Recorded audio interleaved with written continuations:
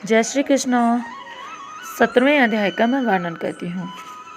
देवर्षि नारद ने भगवान से पूछा, हे कृपा सागर, ज्ञान प्राप्त करने के पश्चात धृतधन्वा का क्या हुआ? श्री नारायण बोले, राजा धृतधन्वा ने अपने पूर्व जन्म की कहानी सुनकर अपने आश्चर्य से भर उठे। सुदेव ब्राह्मण के रूप में अपने पूर्व जन्म की इतनी कथा सुनने के पश्चात आगे का विवरण जानने की उनकी आकांक्षा और भी बलवती हो उठे। अतः उन्होंने महर्षि वाल्मीकि से आगे की कथा सुनाने की विनती की। वाल्मीकि जी ने आगे कहना शुरू किया, हे राजन, अपनी पत्नी की ऐसी कर्णप्रिय शीतल वाणी को सुनकर सुदेव शर्मा धीरज रख लिया और हरि के ध्यान में मगन रहकर जीवन व्यतीत करने लगे। कुछ काल यूं ही बीत गया। एक दिन सुदेव ब्राह्मण श्री हरि चिंतन में निमग्न समीक्षा कुश फल फूल एकत्र करके वन की ओर चले गए। तब उनका पुत्र सुखदेव भी मित्रों के साथ स्नान और जल क्रीड़ा करने के लिए सरोवर के किनारे पहुंचा। ग्रीष्म ऋतु थी, अतः सभी बालक एक दूसरे को जल में खींचने लगे। सुखदेव को इस जल में बड़ा आनंद प्राप्त हो रहा था। खेलते हुए सभी बालक सरोवर में आगे बढ़ते चले गए। खेल खेल में बालकों ने सुखदेव को गहरे जल की ओर भगा दिया और वह भी उन बालकों से बचने के लिए उधर बढ़ गया। देव पश्चात वह अथाह जल में डुबकी खा गया और गहरे जल में नीचे की ओर उतरता ही चला गया। खेल खेल में सुखदेव जल में इतना नीचे उतर गया कि वह अपने को संभाल न सका।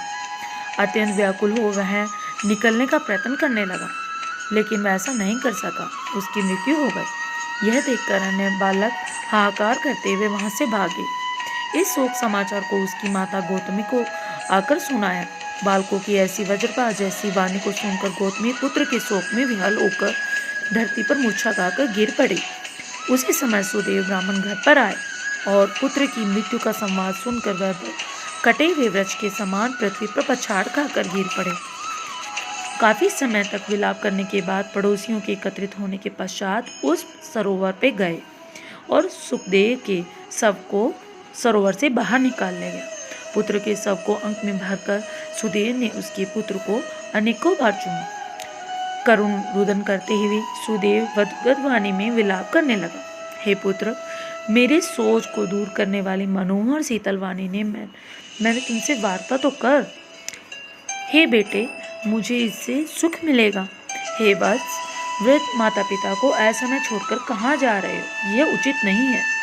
हे पुत्र, तुम शीघ्र उठो और सोना छोड़कर जल्दी से जल्दी पढ़ने के लिए बैठो। मैं तुम्हें छोड़कर घर नहीं जाऊंगा।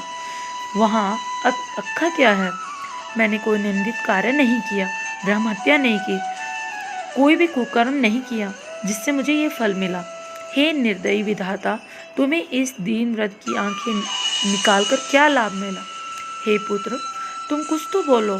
तुम्हारी ये माता कैसे विलाप कर रही है? क्या उसे देखकर तुम्हें कुछ भी दया नहीं आती है?